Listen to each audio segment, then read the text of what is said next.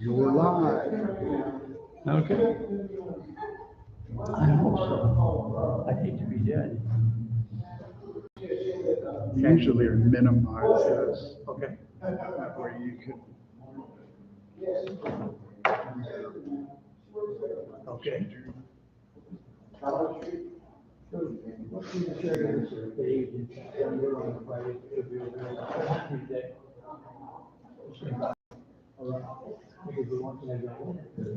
Okay.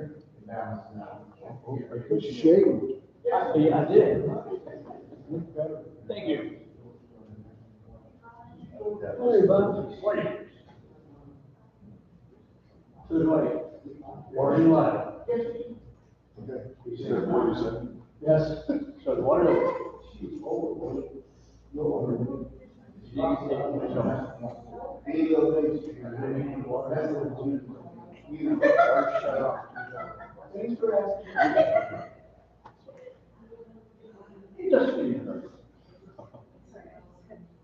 Cindy, just so you know, there's a water leak inside of the building, the water just shut off. So do we still have, those bathrooms there? Is the water there or is it the In same? the building, shut off the street, Okay, that kind of leak. okay, so we don't have two water supplies, we just have one. Okay. I don't know what the little building. Yeah, that's what I was wondering if that was a separate. Okay, so I will check. Okay. there's no bathroom? I'm gonna check at the little building too.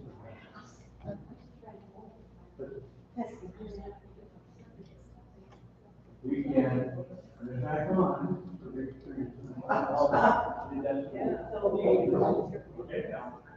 I just don't know.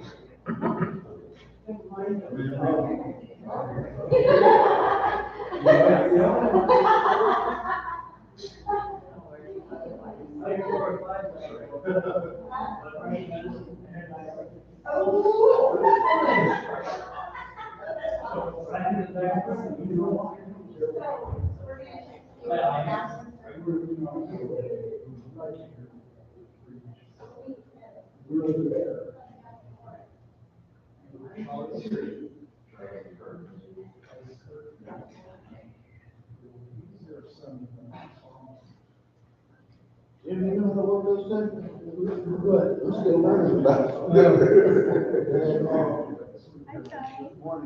Good morning. What is one? Carrie. Carrie, okay, good to see you guys. See you too. Good morning.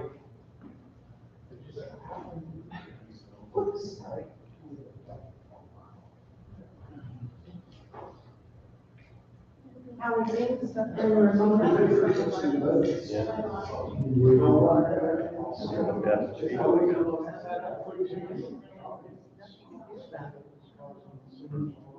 So how are things in Pomona? Good. Doesn't feel like fall.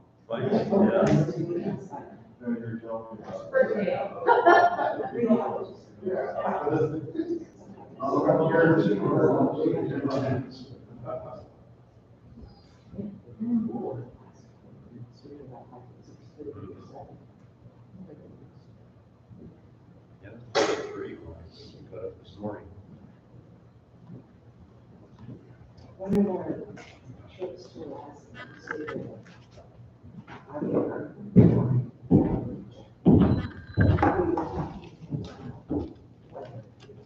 Oh, my goodness. Have you received? Did you just do what I think you did? You just reached out and put your hand in the water? Beautiful sight.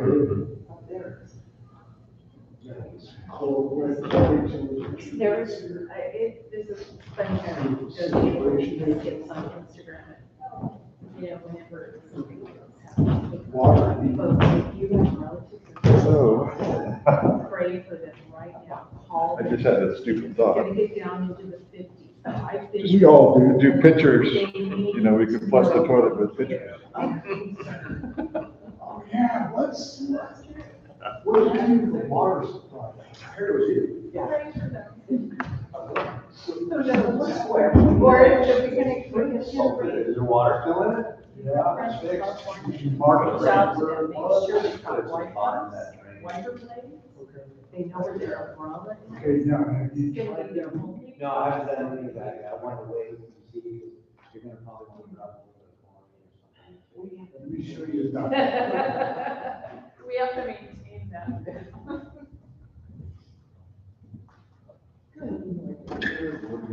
Good morning. So when do you want me to start? Yeah. How about not, next Sunday, the seventh? Load it up.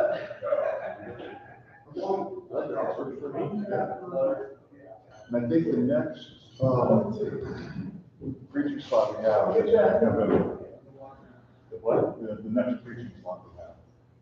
Okay, yeah, that's kind of checking the time, so. Yeah, it's good. Sounds like you're gonna be gone, but the week that I'm gonna be gone too. Oh,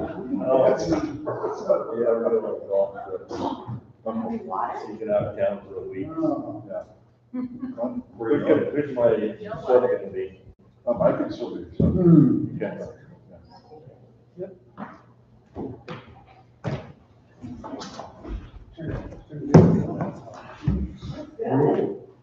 Yeah, when it's actually dark, you can tell the water sits on, and then it cures out. Oh. I thought you had. Yeah, I did, I totally did, see the tape went on there? So, Yeah. Richard. Yes. Hey, morning, bud, how are you? You're good, good, not too bad. Yes.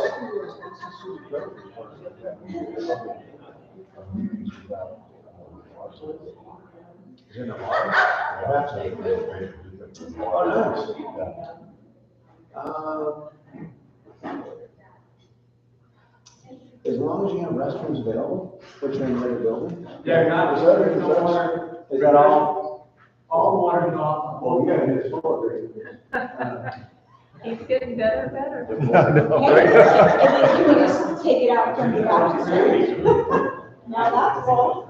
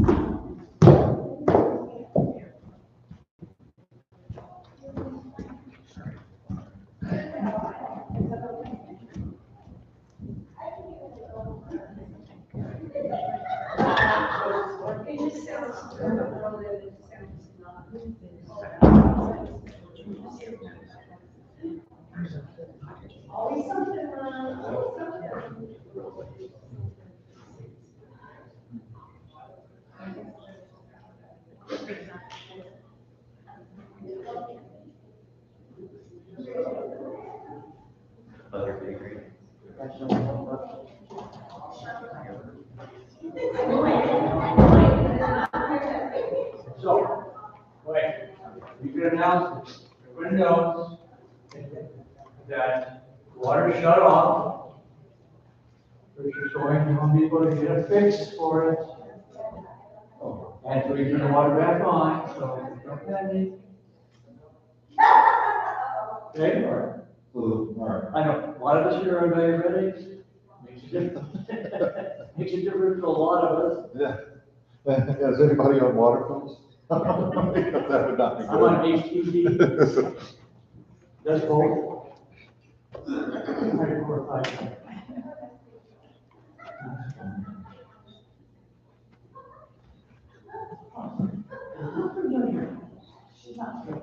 Oh. Sorry.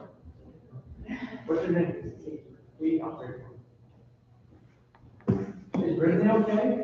Her ankle's bothering her. Okay. Brittany. Thank you. We just have to know, so we can pray.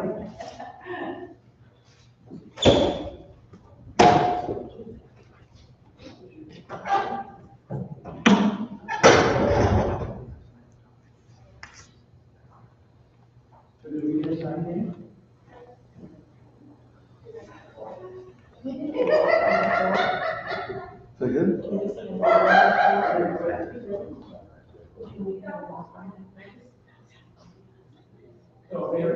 That is.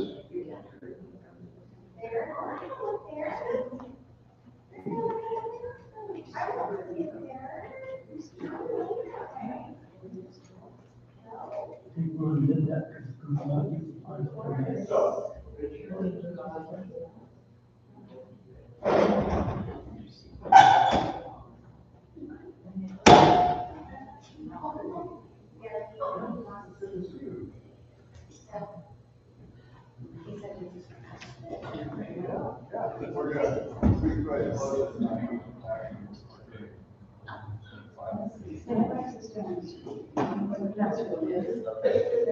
Yeah, we just get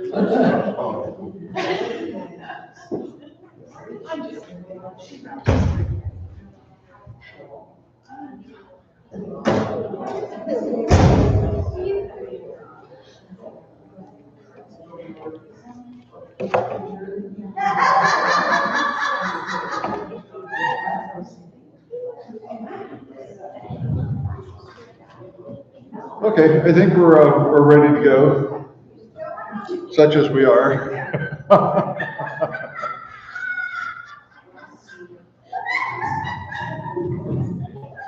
Can you guys hear me out there in the corner? Yes.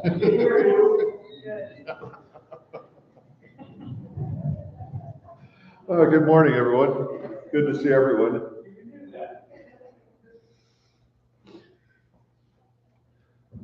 I think we'll go ahead and close those doors. Okay, I'll close those doors.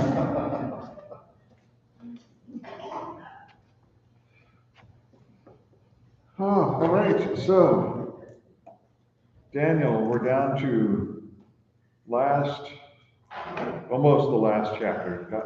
Bob got us through, I think, to 40 in chapter 11 to verse 40. Let's have a word of prayer before we go any further. Our Father, thank you that we can get together and assemble this morning. Thank you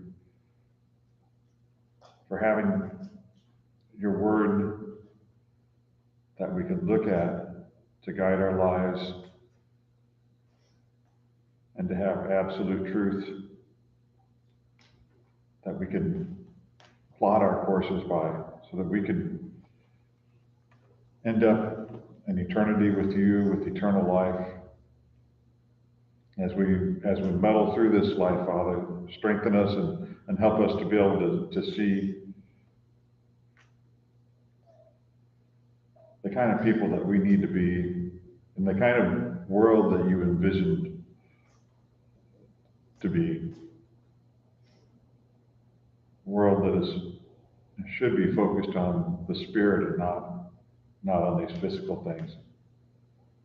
Help us, Father, that our mind, as your servant Paul told us to have our spirits set on the spirit, or our minds set on the spirit and not on the flesh.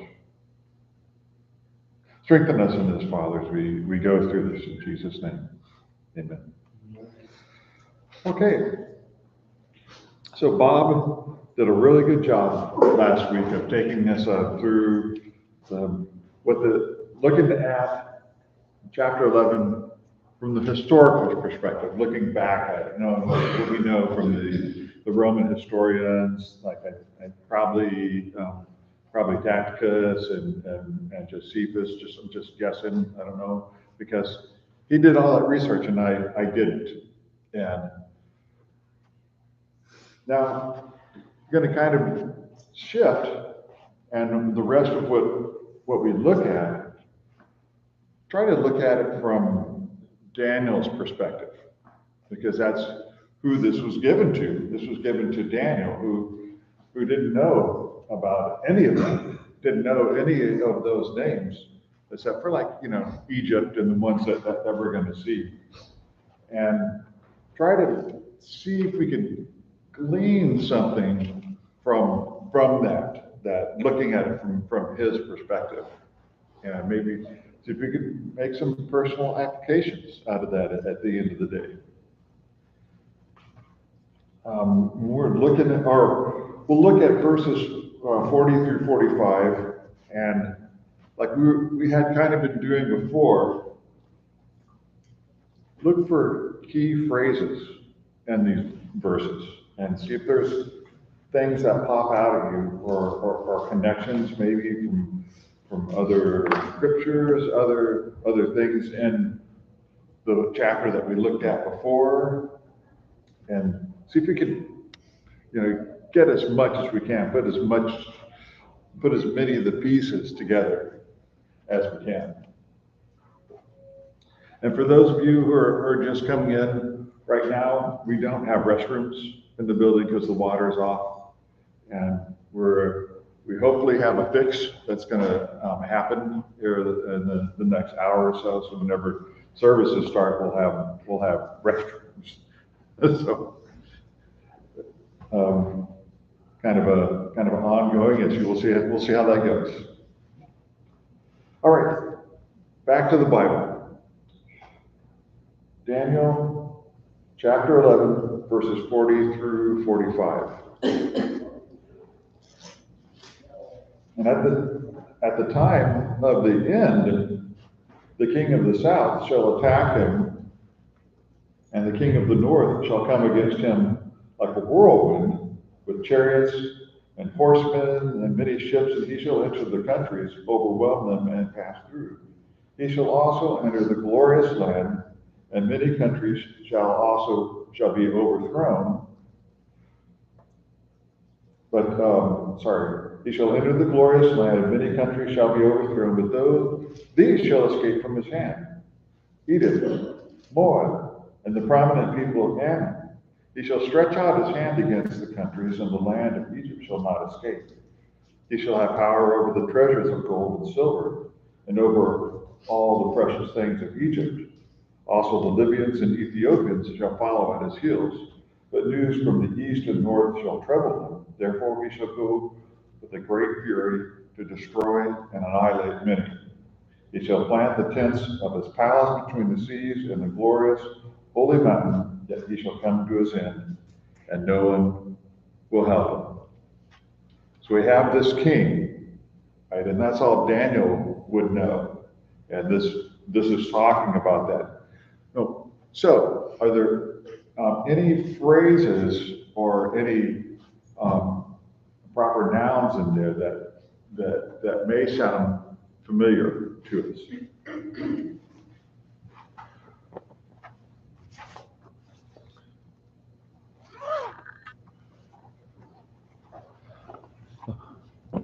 Oh.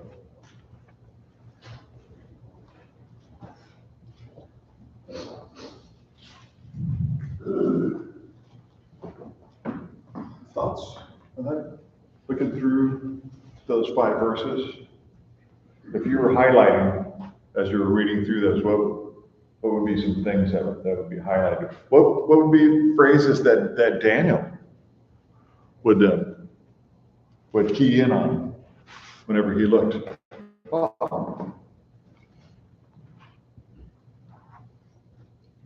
So I've noted that in the past, God has always kept hands off, for the most part, Edom, Moab, Ammon, because while Moab and Ammon were illegitimate children, they were still children of Edom, Esau. So I've noticed that so far they've been spared. Okay, so there's 3 countries there that Daniel would know somewhat of the history of, right? And Bob talked about a little bit. Anybody else know any more details about those 3 countries? Other than that they were entwined with the history of the Jews of Israel. Ammon, Moab, and Edom. come up through that area when they were, Whenever they were coming, and they didn't get a good welcome? so they're coming out of Egypt, the Israelites are coming out, yeah, that's a great point. So, at least two of them were on that route the direct route from Egypt up to kind of around, well, actually, not necessarily around, but they were coming up so And they didn't get a good welcome. they didn't get a good welcome. And so, anybody know the specifics of that? Or at least, off the top of your head? Father? Well, the Amalekites attacked them in the wilderness as they were coming up. And God said, okay, you're going to be wiped out because of that. But we've noted that those three countries we talked about were the last to be erased forever as countries. Those kingdoms were there. Can't find it on a map anywhere much after this time. So God withheld justice, but didn't not.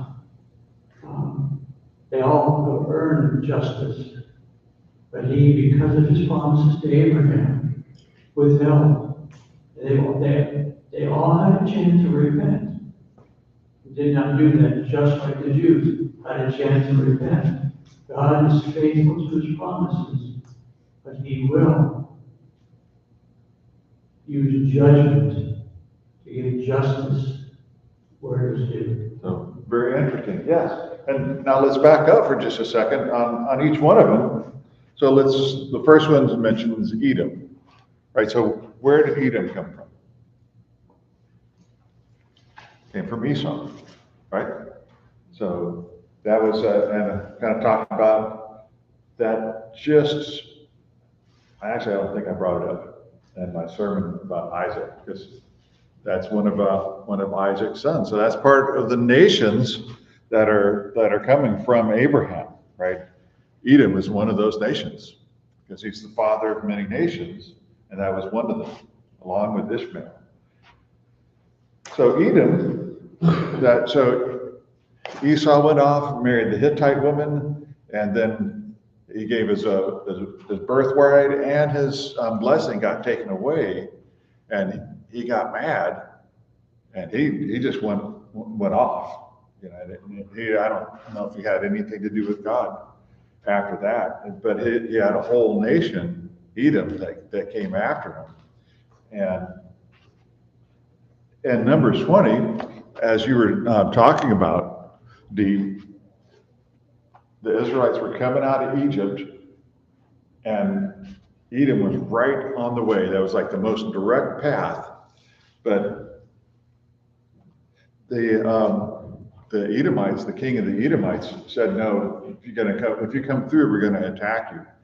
And interestingly enough, although they did in other cases, they didn't with the Edomites. And they went around. They went around their nation, and Moses went so far as saying in Deuteronomy 23 that you shall not abhor an Edomite, for he's your brother, which he is, right? They're saying they're descendants of Abraham. Well, so are the Edomites, right? Through Jacob and Esau are brothers. So they got, not close family ties, but they're, from the same family. And the Edomites were under David's rule for a while. He had, garrisons over there. And, but they rebelled and they were at war with the Jews for a while. And they keep getting mentioned in the prophecies about how, and Bob brought this up, that if you look in the Old Testament prophets, these three nations keep coming up and what's going to happen to them. Because God protected them. God protected them from the Israelites. They said, you shall not abhor them, even though they weren't like they didn't treat them like family like they should have. And Moab, that's from Lot. right? One of Lot's two daughters, the firstborn, probably from one of the daughters, was eventually started the nation of Moab, which we know Ruth was from. So there's a tie-in there. And you remember, we're pretty familiar with the story of Balaam and the donkey, and how Balaam was the one that kept getting asked to curse the Israelites. Well, Balak that asked him to curse the Israelites was the king of Moab. And as they were coming up out of Egypt, he was doing everything he could to stop them. But again, in that same chapter of Deuteronomy, or excuse me, is it? Yeah, it might be. Anyhow, God told them, "Do not harass Moab, nor contend with them in battle. For I will not give you any of their land as a possession, because I have given Ar to the descendants of Lot as possession." So God is telling the Jews, Moab is hands off. And interesting that even now here in Daniel, they're still around, and they're not going to. And this particular thing that we just read, that they're going to escape from the hand of this king, which is I don't know what Daniel would have thought about that, but he knew all of the history behind these three. And then Ammon is from the other daughter of Lot. But they're also under God's protection. And there's not going to be this king that takes them out. All right. There's a couple of phrases there. Helen. Did you? Hold on, let's get the mic so we can, everyone can, because some of us, I just didn't. including me. Who was, was Lot's other daughter? So the two daughters were the ones from Moab And Ammon, yes.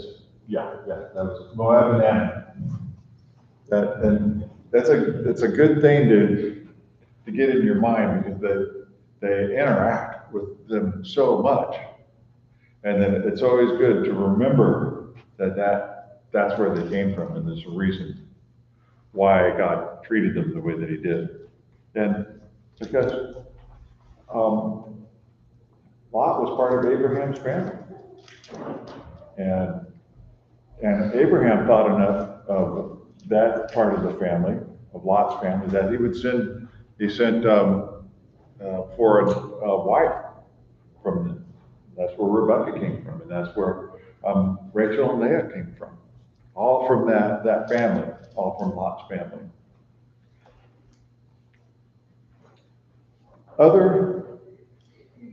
There's a couple of phrases in here that we should take a look at. Pete.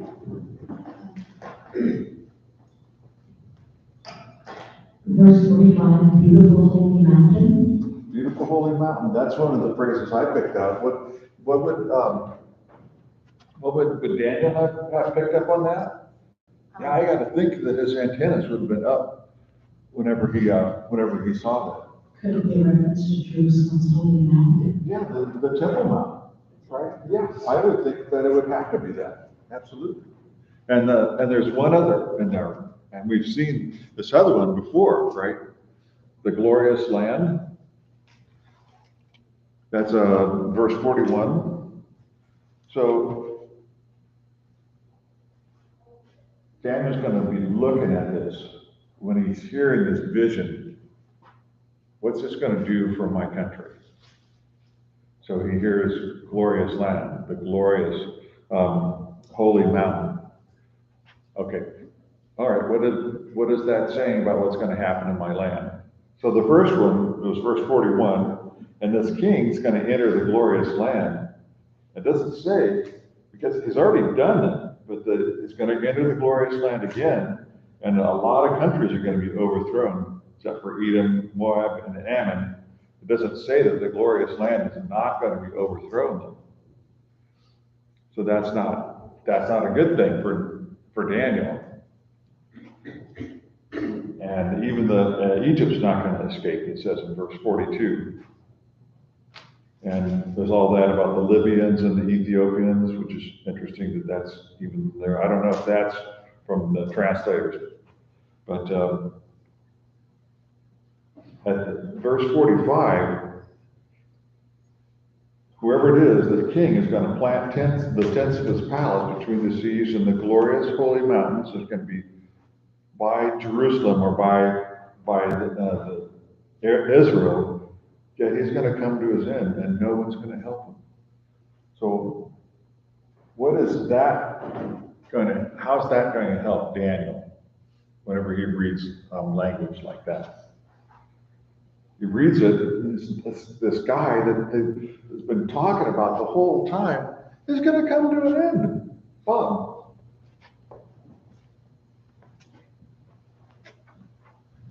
So when you see the language islands or sea or seas, Gentiles.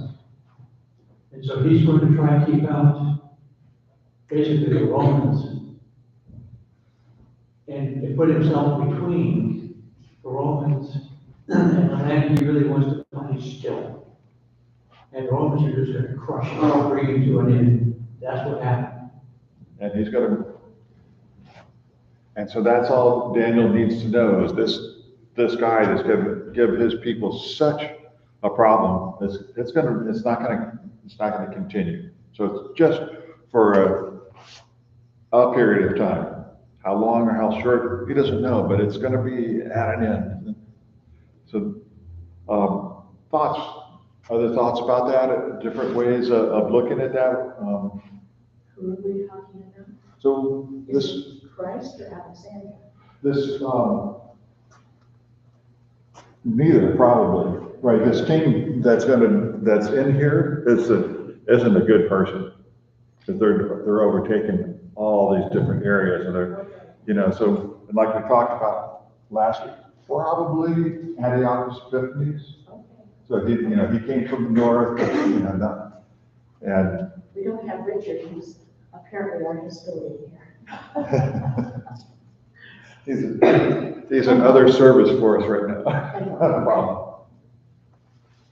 So let's remember that Maccabees rose up and pushed him out of the land effectively until the Romans came and crushed everybody.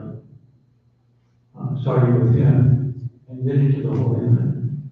So this is when the Roman Empire is really on the rise. Yes. Okay.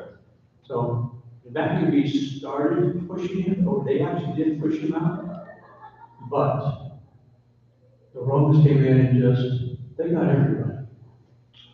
Right.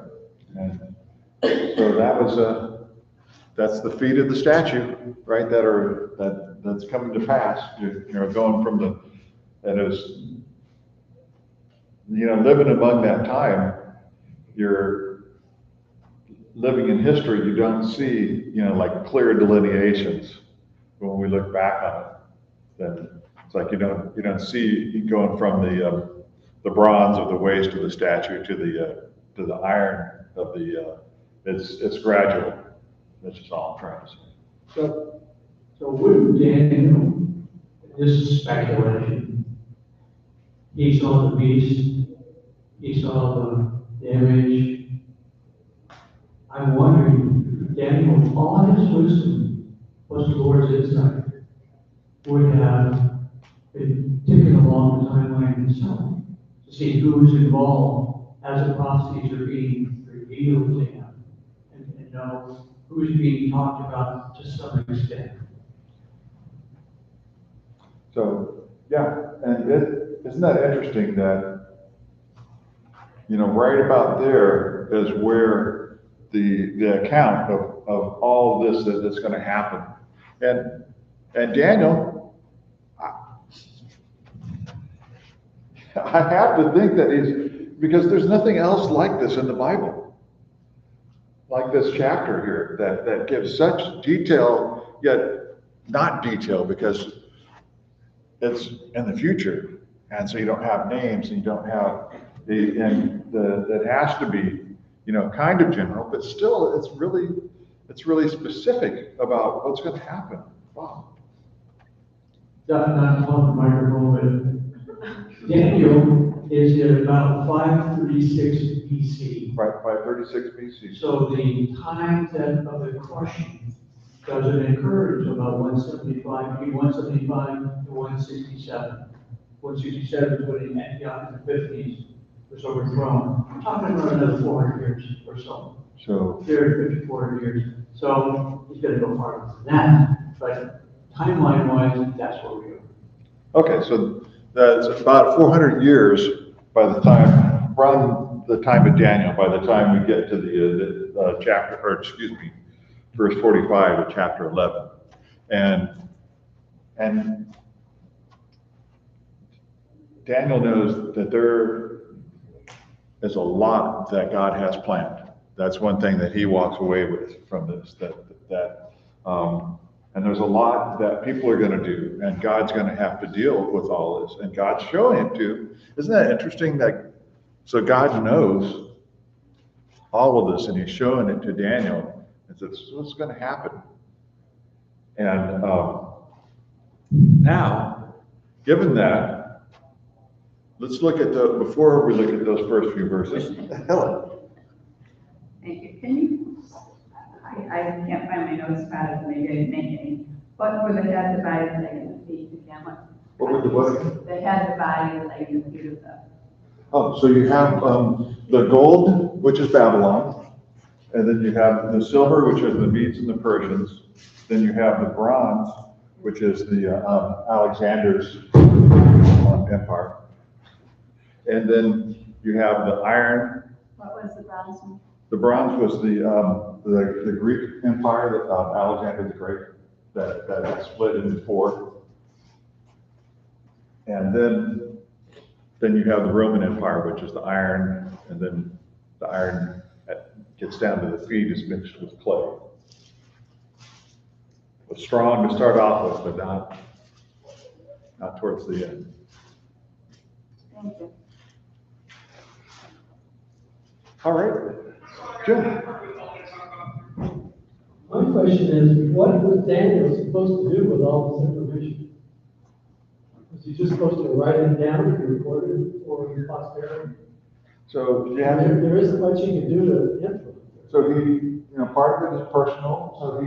So he's one of the few people in the Bible that there's not hardly any negatives about. So you just wonder if God gave that to him. So this is what's coming. But also, yes, we've got it right now for us to look back on and see that and matching things up, that God is doing a big thing through all of this. Wow. And we remember that, like Isaiah, Daniel's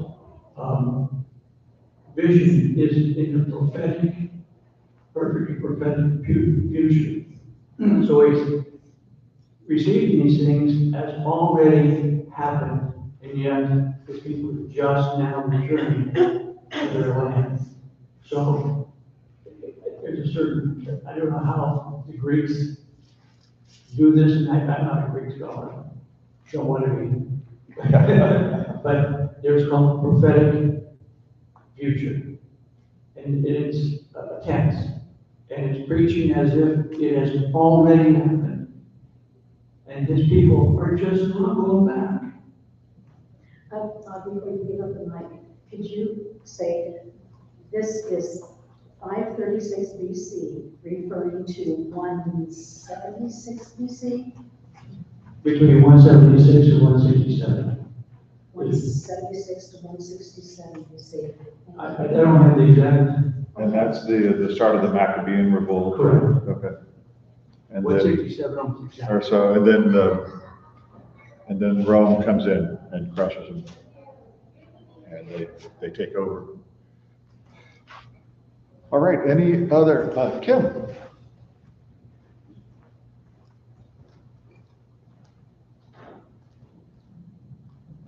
I haven't been here obviously, so maybe I missed the this, but,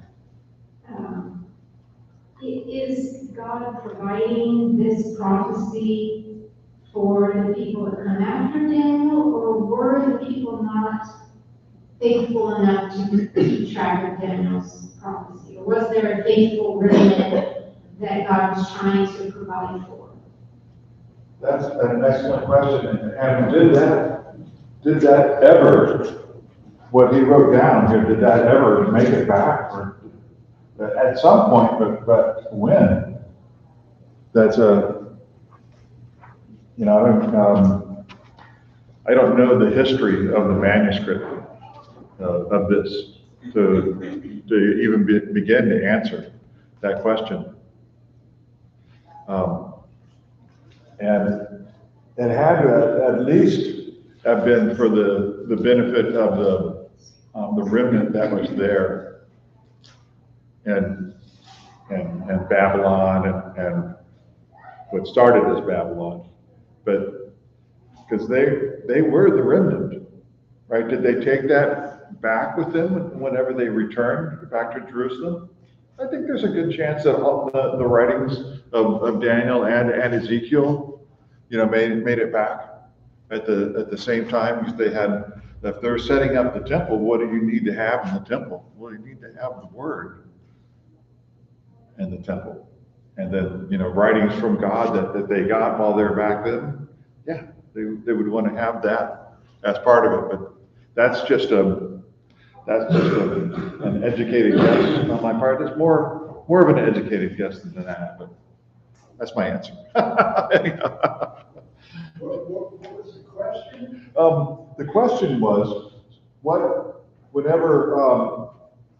who of the Jews, whenever they returned to the land, would they have had these writings of Daniel, and what to help them to be able to see what was coming? And That's a good question. it is, because would it have helped? Maybe it would have. Whenever this guy was coming through, that they could look at this and go, "Oh, that's what's happening here," but he's going to come to an end. Yeah, that guy. Ron, It's possible Nehemiah might say something about that? Since he was the leader of the return, like to rebuild the walls, maybe that whenever they came back, it was in what they carried back. Right. That's the best guess I got. Yeah. I could research it a little bit better. And there was a second return too that had, with Ezra, I believe, right? Ezra the scribe. With Ezra the scribe, and so it's very possible that Ezra brought him. Most scholars think it was Ezra the scribe. Okay. So Tim and then Bruce. That was kind of my question. I don't remember any reference from those other people that they referenced Daniel or his writings, or I don't remember ever studying or hearing, or any place you could go. And I think that was kind of the question I was throwing out. If anybody else has, New Testament, I think we have references to Daniel. Yeah, good point. Bruce. And then back. Okay. Well, prophecy generally has two reasons, two purposes. One is to encourage those in real time that God does in fact have a plan and it's going to unfold. Right. And then secondly, for us and those who preceded us, to watch these events unfold and see that God did have a plan, He fulfilled His plan, and it strengthens your foundation and God when you see the fulfillment of the prophecy that occurred hundreds of years before the actual event. Yeah, it does, doesn't it?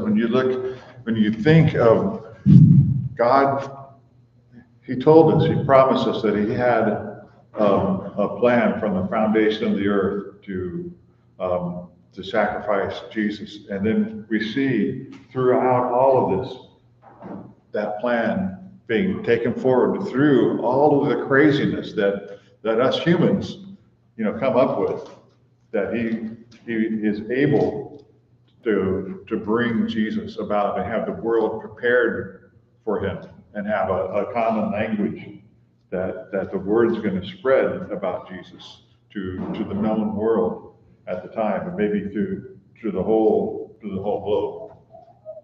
So yeah, very, very encouraging that. So prophecy is very important. It's not just, something that's to be taken lightly.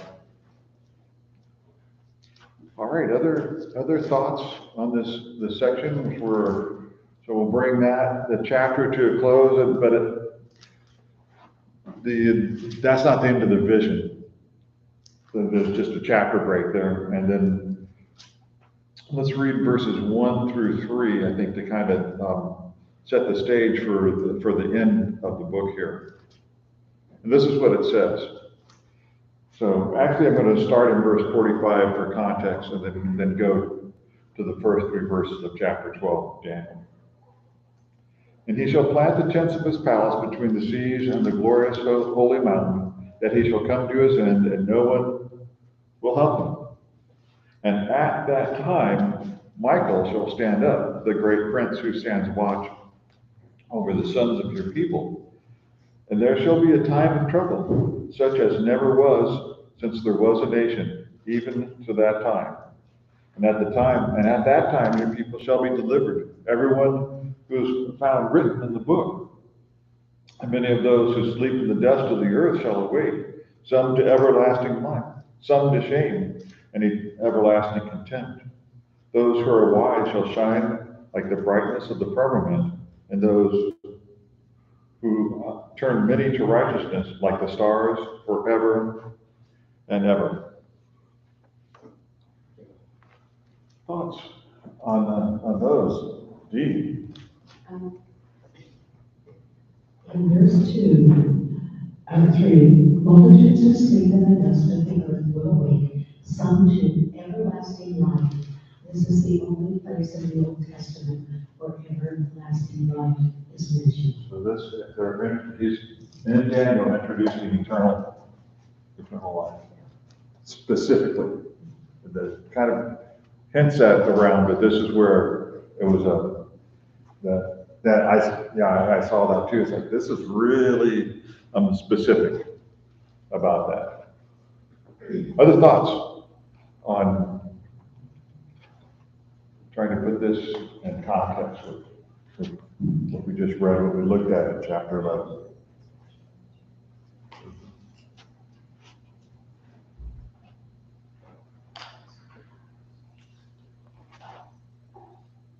So what does everyone who is found written in the book sound like?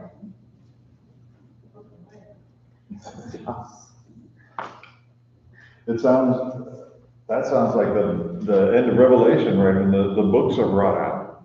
It sure sounds like the end. And if that's the case, then we've jumped forward in time a long ways.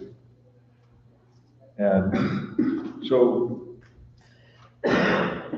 looking at it from Daniel's perspective, why might that be?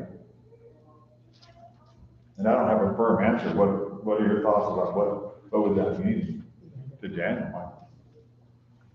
Say again. The end of time? And Daniel, wouldn't that be an interesting view for Daniel to be able to be given a vision of what the end of time looked like? And I mean, he had probably never heard of everyone who is found written in the book. What a mind-blowing thing for Daniel to hear. And this Prince Michael is going to stand up, and just that alone, right, that phrase, at the time, Michael shall stand up, the great prince who stands watch over the sons of your people. So what does that tell Daniel? That God is protecting you. God is protecting your people. He's got a great prince, whether that's Jesus, whether that's like an archangel or something like that. Your people are protected. So that's encouraged even through everything that he just heard about in chapter 11, all the chaos that's going to ensue, and that's going to happen even in their land, whenever they get back. That there's a great prince that stands watch over the sons of your people. But there's going to be a time of trouble, such as never was since there was a nation, even to that time. That's one of those, you're looking at it and you just hope that you're not going to be alive during that, because that does not sound fun to go through. Even though God's with you in those times, that doesn't mean that you're not going to die, and it's not going to be uncomfortable. But He's with you.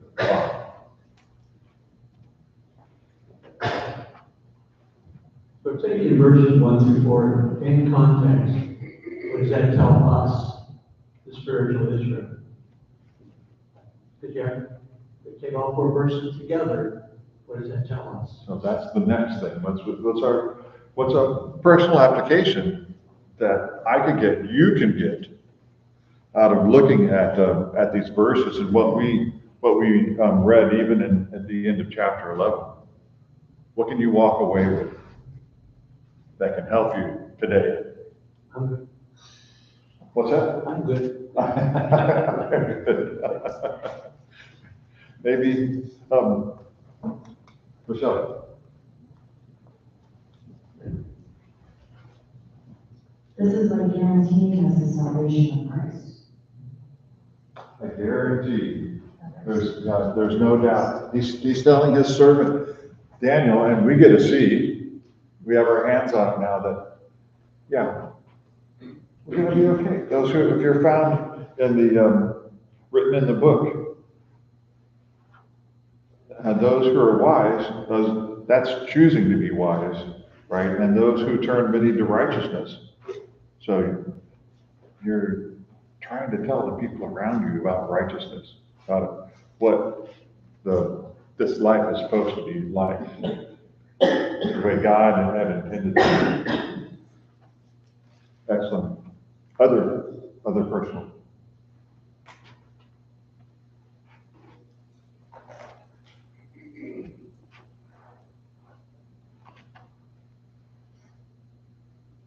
The verse 2 there is interesting. And many of those who sleep in the dust of the earth shall awake. So there's and I don't know why the people how they explained it away, but remember trying to think of the group, the Sadducees, I think it was, right, that didn't believe in the resurrection. I don't know why they wouldn't read this and think that there wasn't going to be a resurrection. There was something that they had in their mind that X'd that verse out, I guess. All right, so we are out of time. We will pick up in verse 4 next week, and we'll finish that chapter and do a quick review and look back at Daniel from what we learned. And then after that, we're going to move to Ephesians, and Bruce is going to be teaching an Ephesians class first.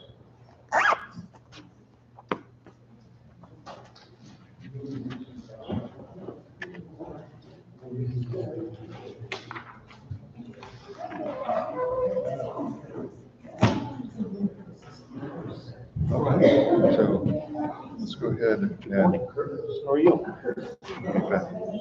I'm doing good. How are you? I'm good. So I didn't mean to ignore you. No, I saw your no, that's not bad. Let's go ahead. You got a lot going on. Industry.